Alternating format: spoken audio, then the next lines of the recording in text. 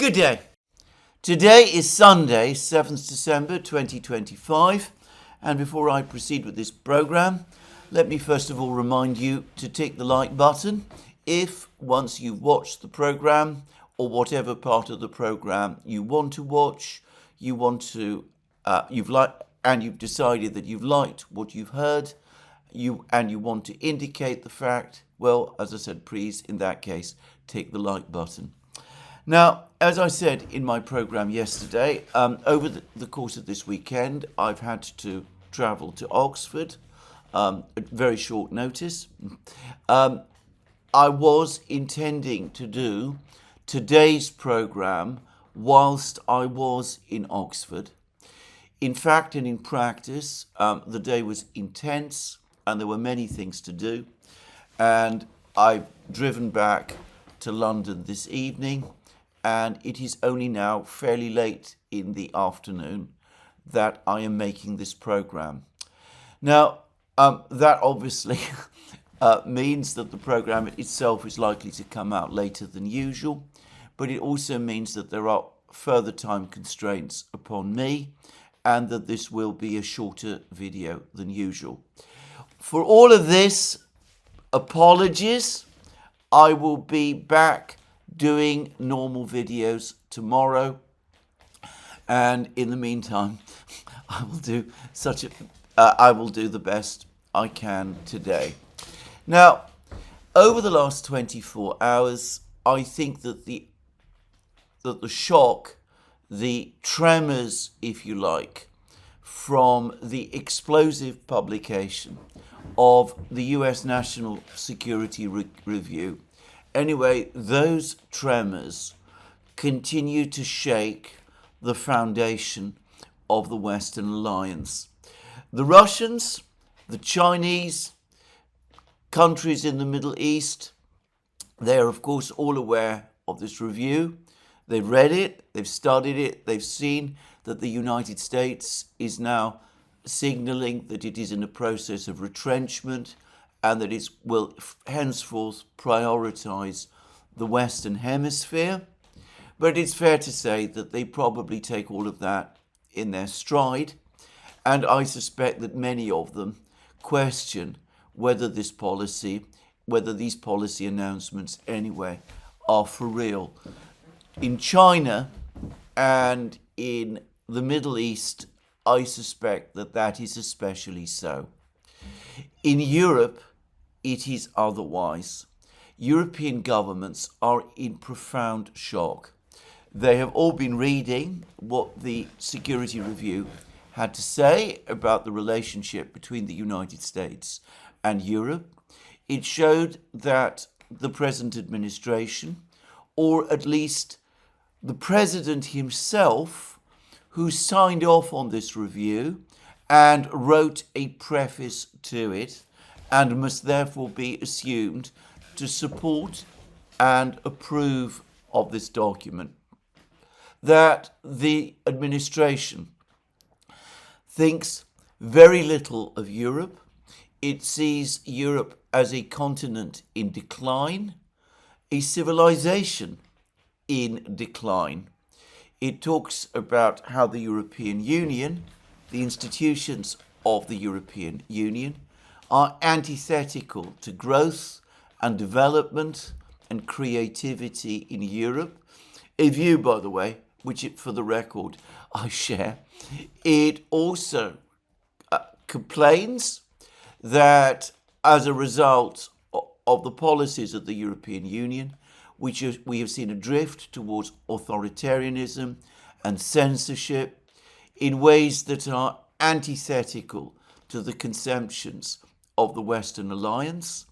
And, well, it also says that as a result of various policies, especially migration policies, the culture and eventually the makeup of European countries may change to such a degree that they will no longer identify in the way that they did with the West and with Europe, and will no longer place significant value on the alliance with the United States.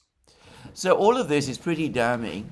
And, well, as I said in my program yesterday, and as I suspect many people around the world believe, it may not be very long-lasting. The forces within the United States that want to preserve the alliance with Europe remain exceptionally strong. They haven't gone away. There are still massive American interests in Europe, and there are many people in the United States who still are committed to the doctrine of American supremacy and American dominance, which the review criticizes, and they see the alliance with Europe as essential in order to pursue that policy of dominance. The problem, however, is that even if this is only a temporary blip in American policy, it is nonetheless a document published by the United States government, signed off and approved by the President of the United States. It sets out the policies of the current administration. It sets out the ideas of the current administration.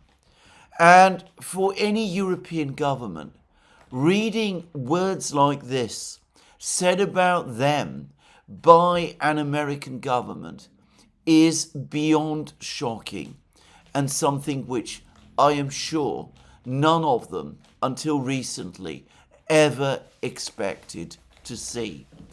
And, of course, they all understand that beneath the surface, there is indeed change going on in the United States, that larger and larger sectors of the population of the United States are becoming increasingly skeptical of American foreign policy as it has been conducted over the last 80 years, and also that more and more concerns exist in the United States about the extent of American resources, and that the people who hold these concerns, have these concerns, are beginning to express their worries that the United States is overextended and must retrench, and that there are limits to American power after all.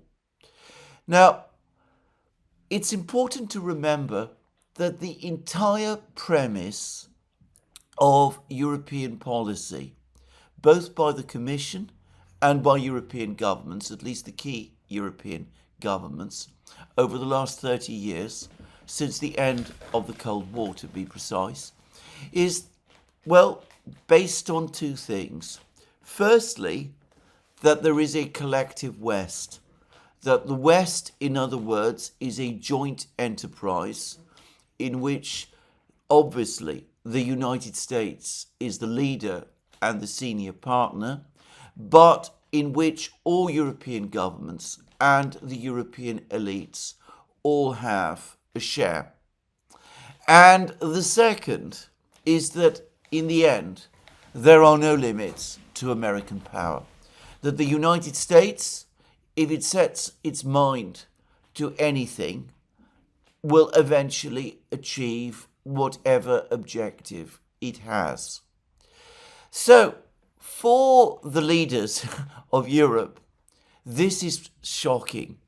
They're being told by the United States that there is no longer a collective West in the sense that they understood it or understand it, that the United States, far from feeling favorable to the governments and leaders of Europe, is becoming increasingly concerned and even hostile towards them.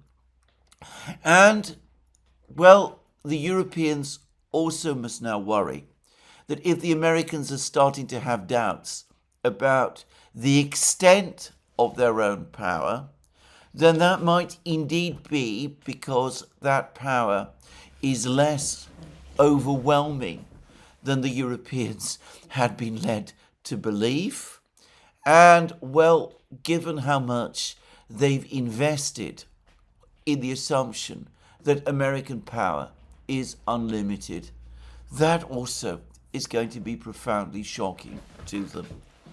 But beyond that, and deep down, there is something, of course, which is immediate, which shocks them even further.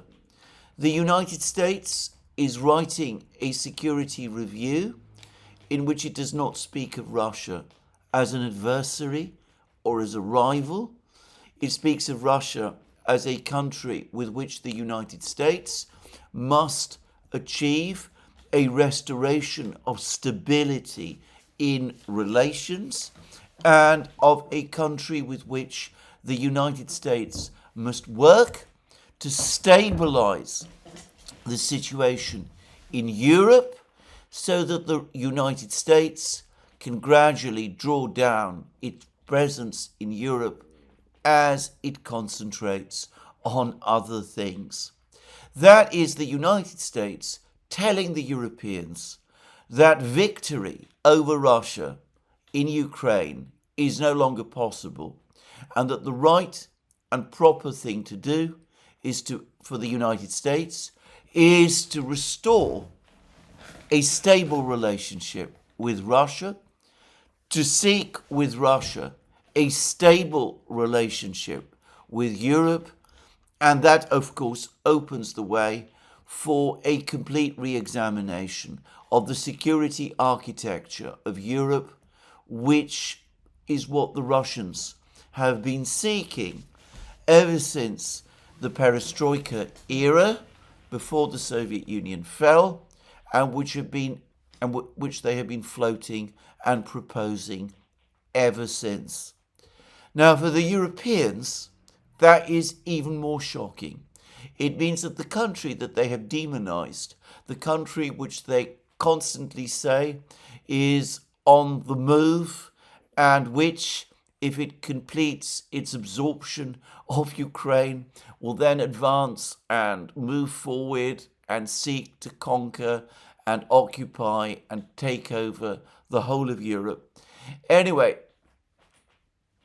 what the Europeans see is not only that the United States does not agree with this perspective, but that in its own interests, some people in the United States at least believe the United States should seek some rapprochement, some kind of stabilization of relations with that country.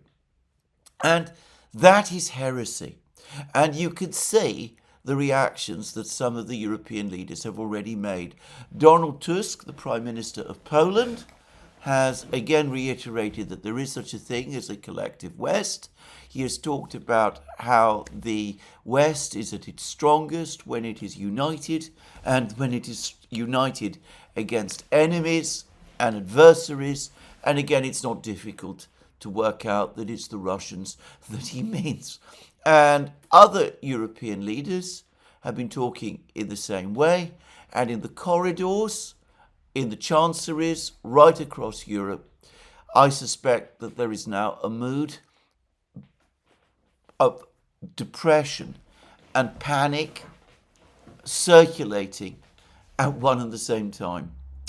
Now, beyond all of that, there must be growing alarm that this does indeed signal that the United States is actually thinking of distancing itself or ending its deep involvement in the conflict in Ukraine.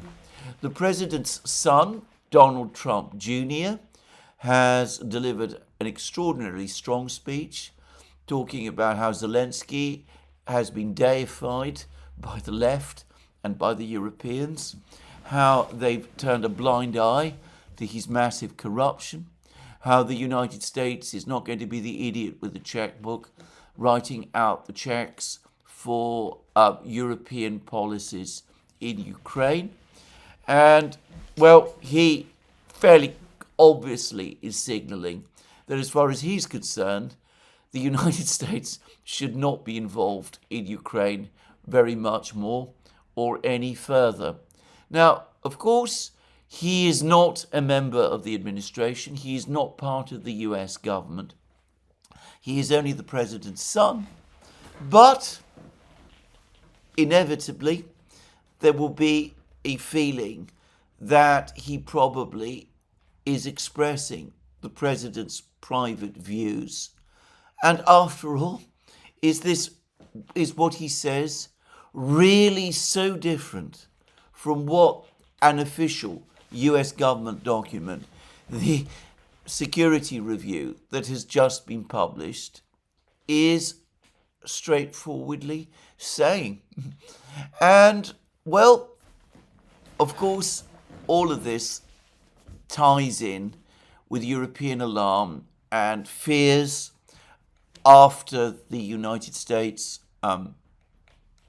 started to work on what in Europe they still call the 28-point plan, the plan that has never been a plan, the agreement that was never a draft agreement, the 28 discussion points that the Russians say that they can work with, but which contain ideas such as the idea that Ukraine should not join NATO and that there should be limits on the size of Ukraine's armed forces.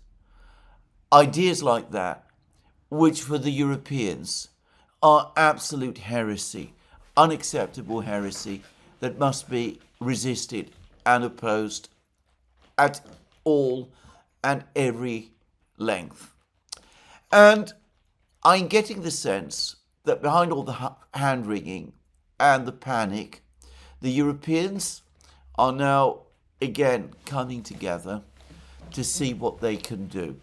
And it is not difficult to understand what their thinking is now going to be.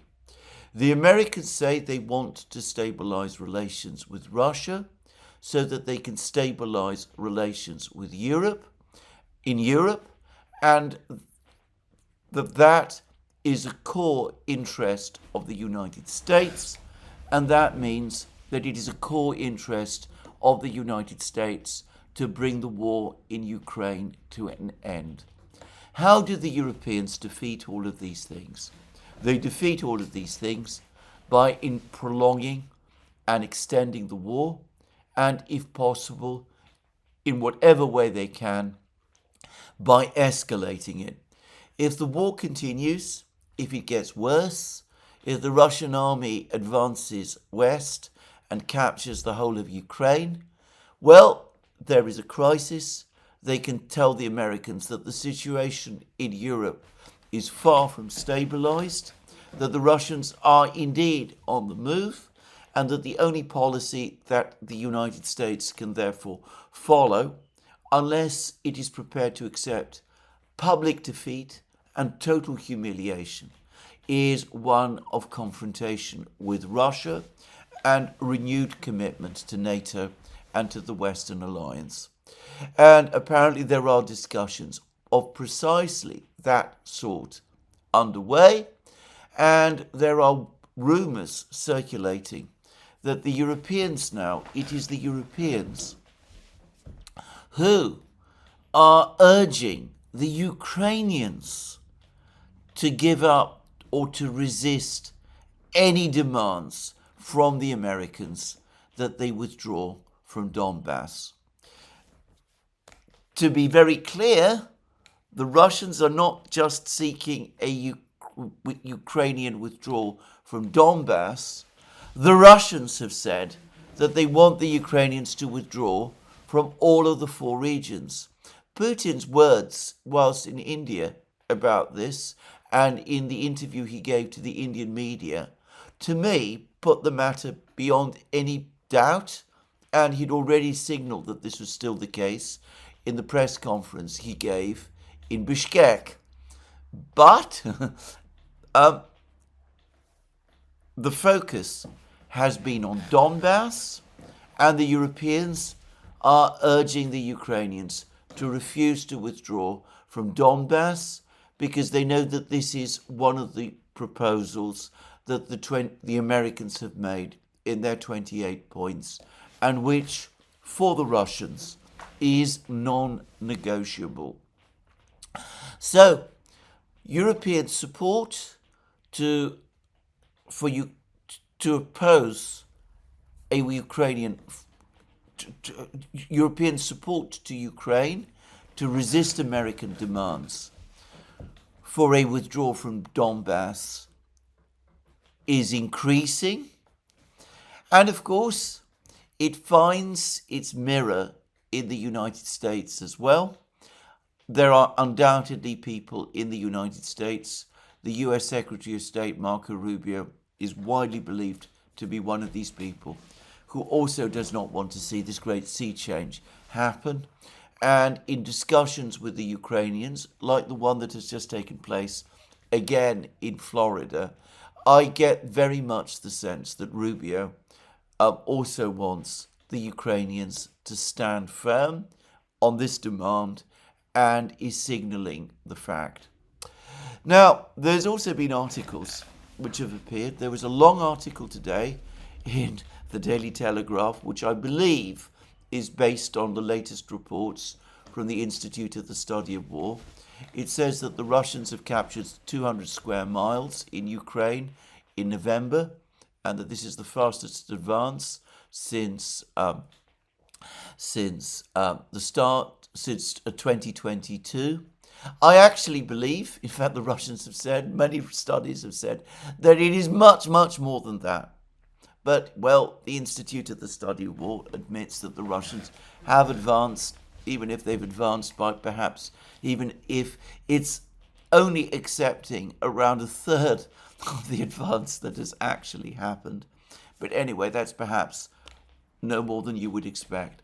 However, you go on and read in the same article of the Daily Telegraph that Pakrovsk looks like it is about to fall. No recognition of the fact that the Russians have already announced that Pakrovsk has fallen, and that Bild Zeitung has published an article about the situation in Pakrovsk and has also said that Mercouris has fallen, and that the dissident Ukrainian MP, Mariana Bezuglaya, has delivered an impassioned speech in the Ukrainian parliament, the Rada, over the course of which she also said that Mercouris has fallen. Anyway, Mercouris is about to fall, but that the situation, if you read the article, isn't really so bad.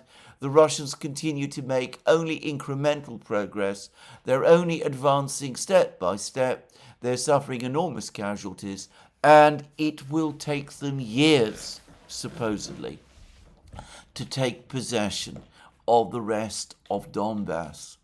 And I don't know to what extent people believe this, but I strongly suspect that this narrative is going to gain incredible traction over the next couple of weeks, as the Europeans work as hard as they can to make the Ukrainians to stand firm. In the meantime, of course, the war goes on.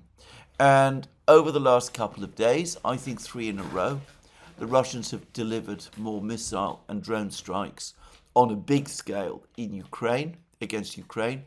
And I get the sense that with each night that these strikes take place, the scale of these attacks is growing. There was a massive attack last night.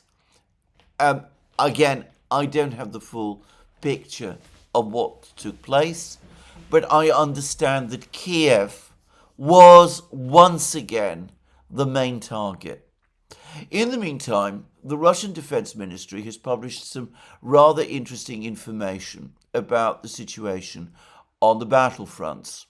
It says that in the Kharkiv direction, losses were inflicted on units of 2 mechanized brigades of the Ukrainian army near Staritsa and Vlicha. These, I believe, are in the north. But then it goes on to say units of the West group of forces continue to eliminate the encircled group of the enemy's troops on the left bank of the Oskol River. That's the group that is in the cauldron on the east bank of the Oskol River.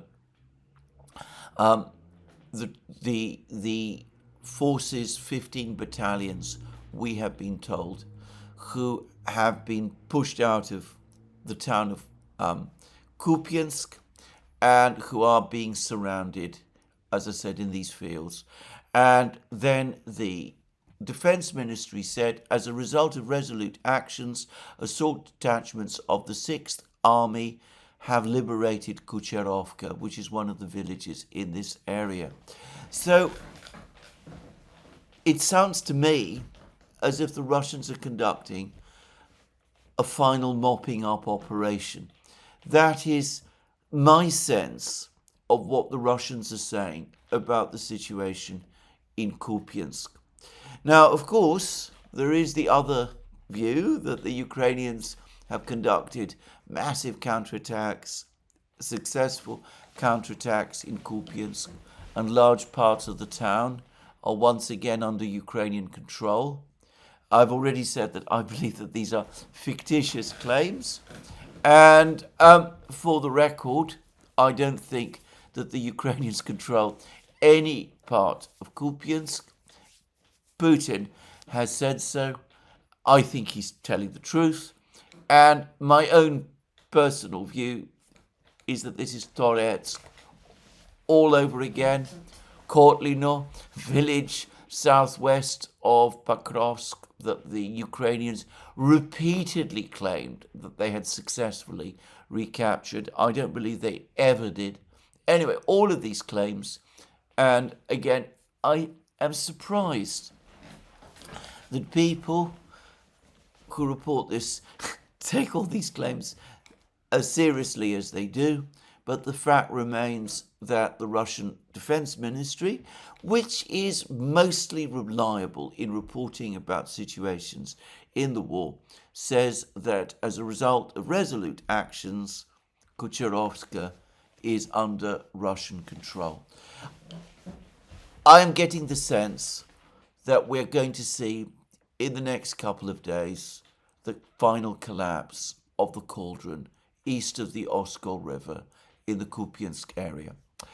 However, what is going on in the Pokrovsk-Mirnograd area is even more interesting. Now, there has been drone footage released of the situation on the various roads leading into Pokrovsk from the north and the west. And it is an astonishing image of burnt out and destroyed vehicles littering the roads. Apparently these are all Ukrainian vehicles. They represent the debris left behind from the various Ukrainian attacks to resupply what is now the encircled garrison in Mirnograd and previously Pokrovsk. And no doubt they also represent the counterattacks that the Ukrainians were conducting previously in the Pokrovsk area. Now, there are many reports about the critical situation of the Ukrainian army, the fact that it is short of weapons and supplies and men and machines and vehicles. And clearly, the Ukrainian army does not have a superabundance, a massive reserve of vehicles of this kind that it can simply throw away.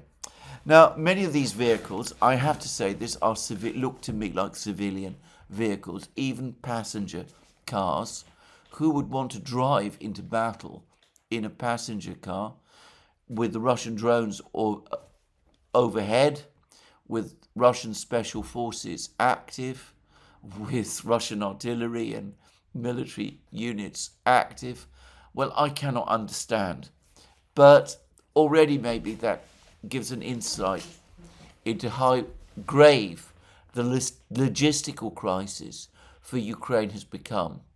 But I did, for the record, also see, to the best of my ability to see, what looked to me like many examples of armoured vehicles, which are also now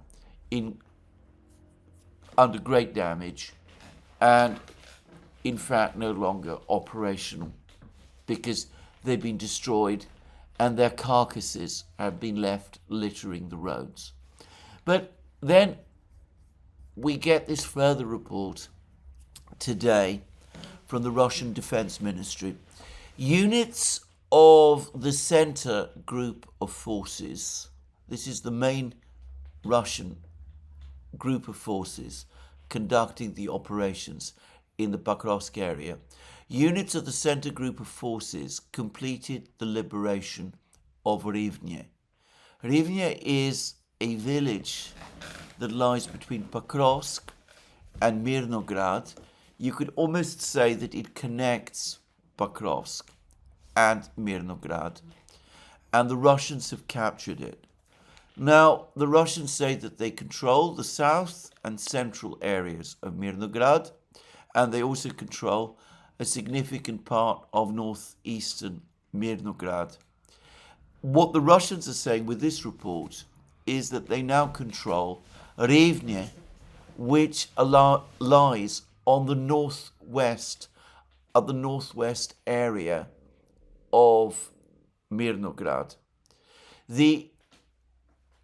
Not only is the circle, the ring around the Ukrainian troops in Mirnograd, whom Bild Zeitung says number 1,000. Not only is that ring extremely tight, but it is getting tighter. And the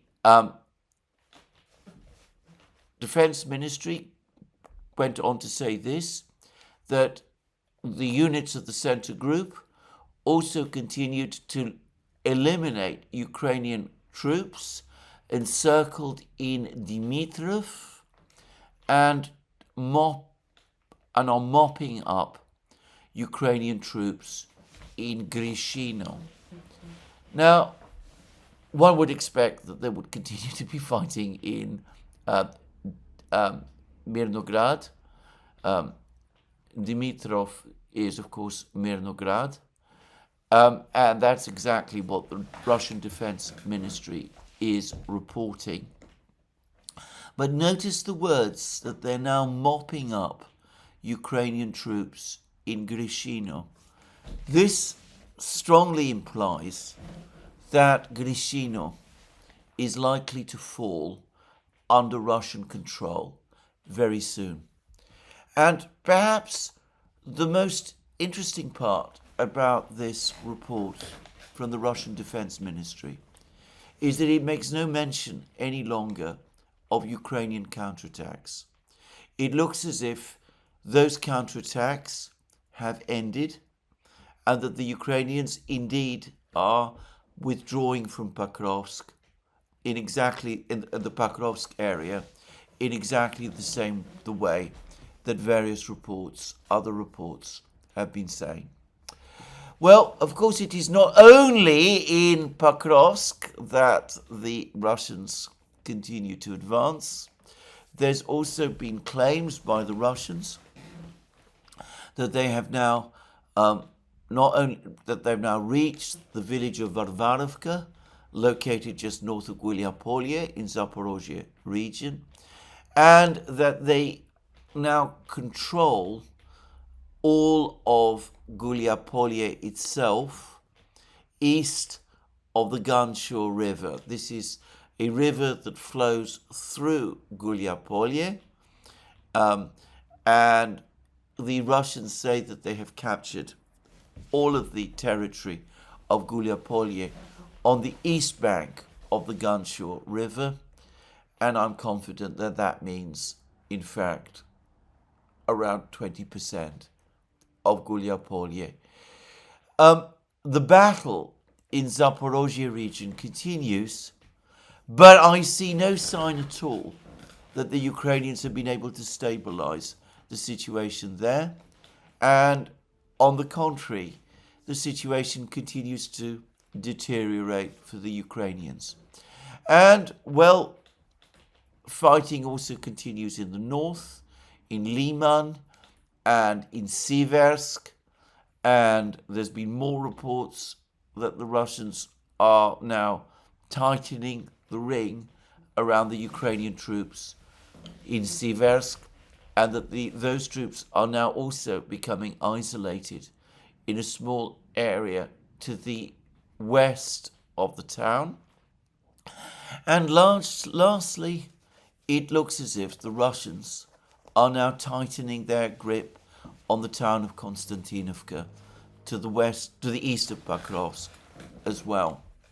So, going back to the Institute of the Study of War, to all of these people who are telling us that the battle is still not lost, that Ukraine can hold out, that the Russians are suffering extraordinary losses and making very few gains, that who write as if Pakrovsk is still under Ukrainian control or partially under Ukrainian control.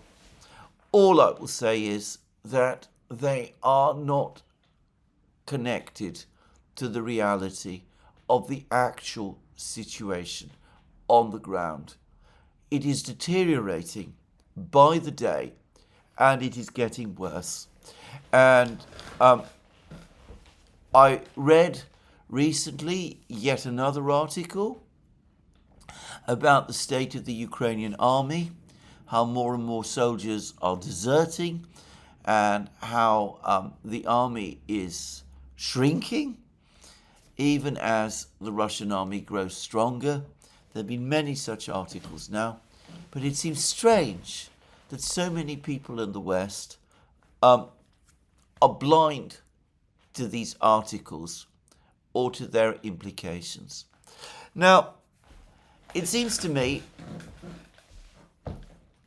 that what the Europeans are trying to do to try to head off any American move towards a divorce from Europe.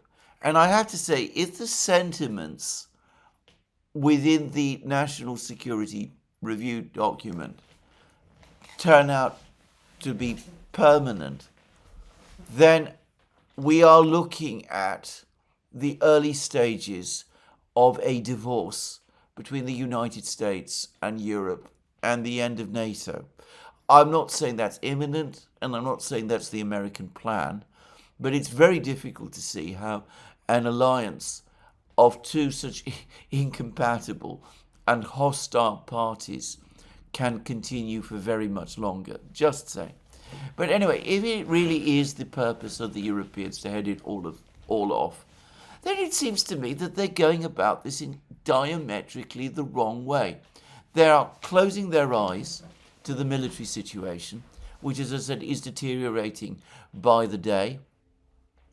They are closing their eyes to the economic situation in Ukraine. They don't understand the political crisis in Kiev, the corruption scandal that is taking place there, and the extent to which that also now is a sign of regime decay and ultimate collapse. And of course, they're still arguing about the money, and they're still trying to put the pressure on the Belgians to agree to the 140 billion euro loan secured against the Russian assets, the frozen Russian assets held in Euroclear. As of now, the Belgians are continuing in their opposition. I understand that alongside Euroclear itself and the European Central Bank, the International Monetary Fund has now also made clear that it too doubts in practice that means it opposes this particular scheme. But the Europeans seem to be giving every impression of wanting to go down there. And in Britain, the British government is now also talking about seizing the £8 billion of Russian assets held in Britain. Now, I have to say, I must assume some of those assets belong to private individuals, because I cannot imagine that the Russian government keeps £8 billion of assets in Britain. Maybe they do have some securities, maybe they do have some physical gold. The central bank, for example, might have some physical gold in London, but I cannot imagine that it amounts to as much as £8 billion. The days when the Russian state would have felt comfortable keeping large parts of its reserves in London, I suspect, are long gone, and probably that practice would have ended even before the start of the special military operation. But anyway, the Europeans, despite all this criticism, still want to press forward with this disastrous plan.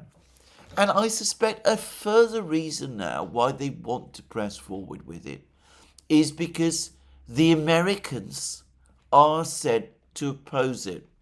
The Americans say that they oppose it, have told the Europeans they oppose it, because they see a confiscation or a misappropriation of Russian reserves as preventing what they now say is their core priority, to end the war and to seek a stabilization of their relations with Russia and a stabilization of the situation in Europe.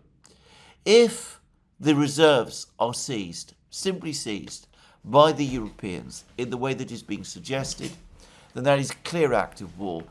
And I think the Americans fear, rightly, that the Russians will insist that this must be reversed as part of any peace agreement. And of course, if the Europeans, having stolen the assets, if you like, refuse to do so, well, then that will make the entire idea of a peace agreement crash.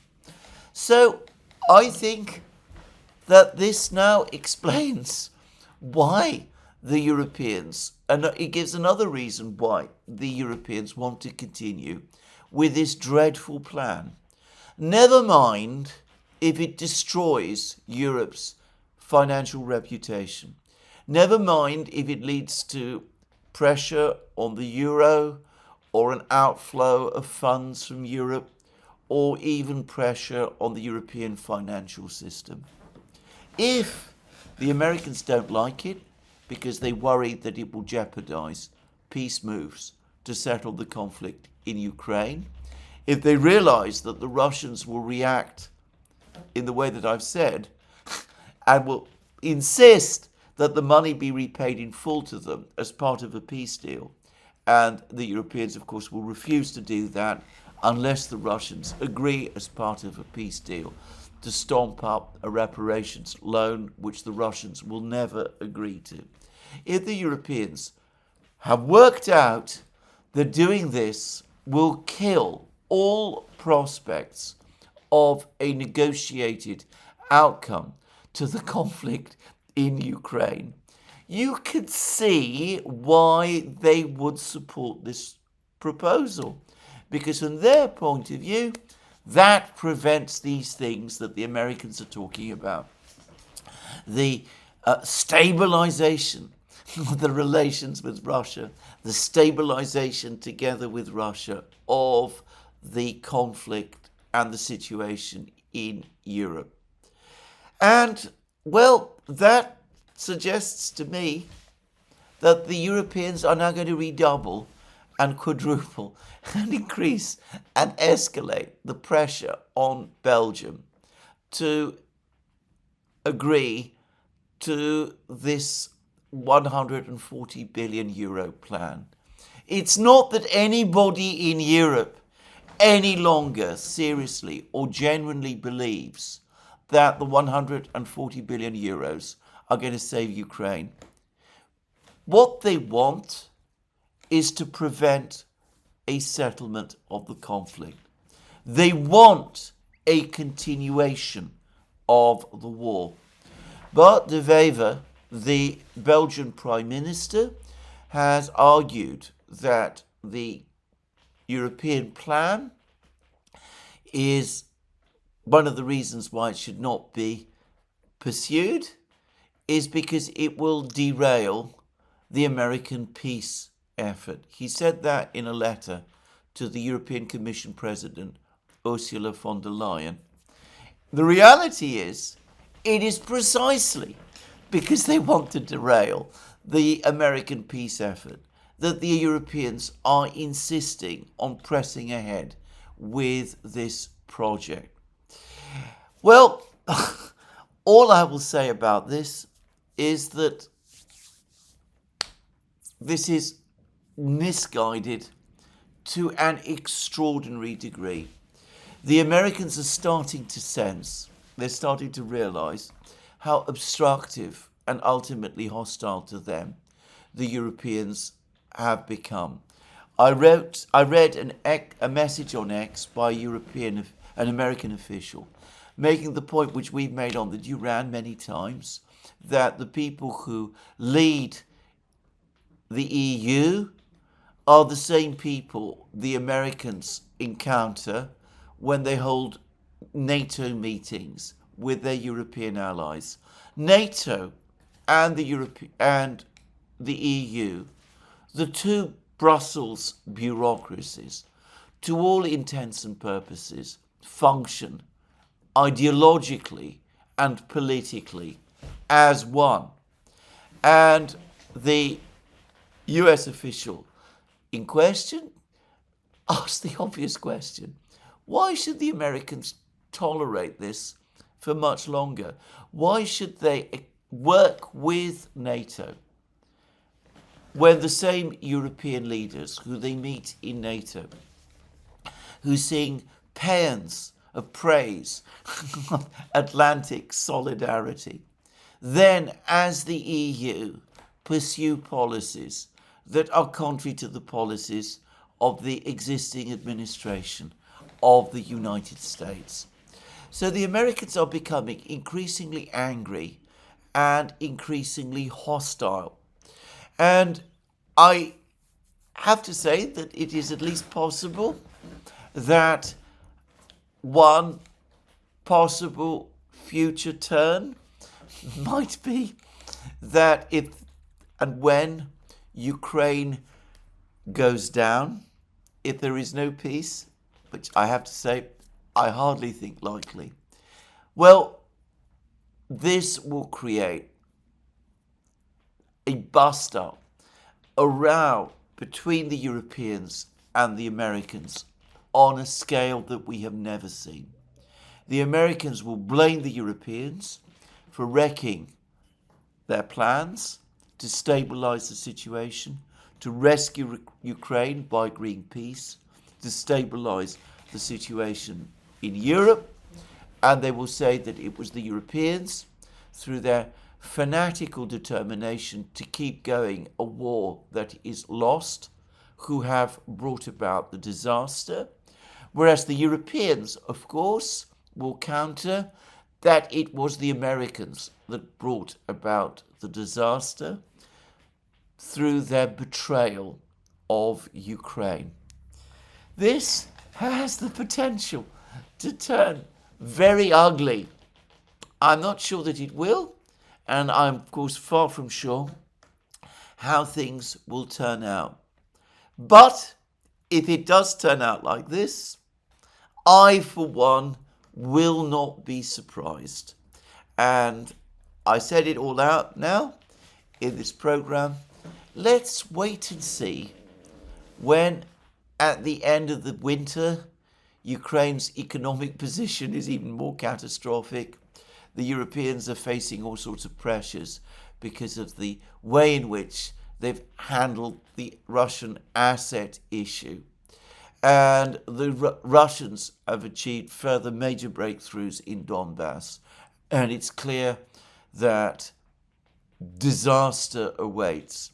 Let's wait and see, come the end of winter, what all of them are going to say and say to each other. Well, I said that this would be a shorter video than usual, and this is indeed the point where I'm going to finish. Let me remind you again that you can find all our videos on our various platforms, Locals, Rumble and X. You can find them also on our Substack site. Please also remember, if you want to support us, that you can do so via Patreon and Subscribestar and by going to our shop. Links under this video. Last but not least, if you've liked this video, please remember to tick the like button and to check your subscription to this channel. That's me for today. More from me soon. Have a very good day.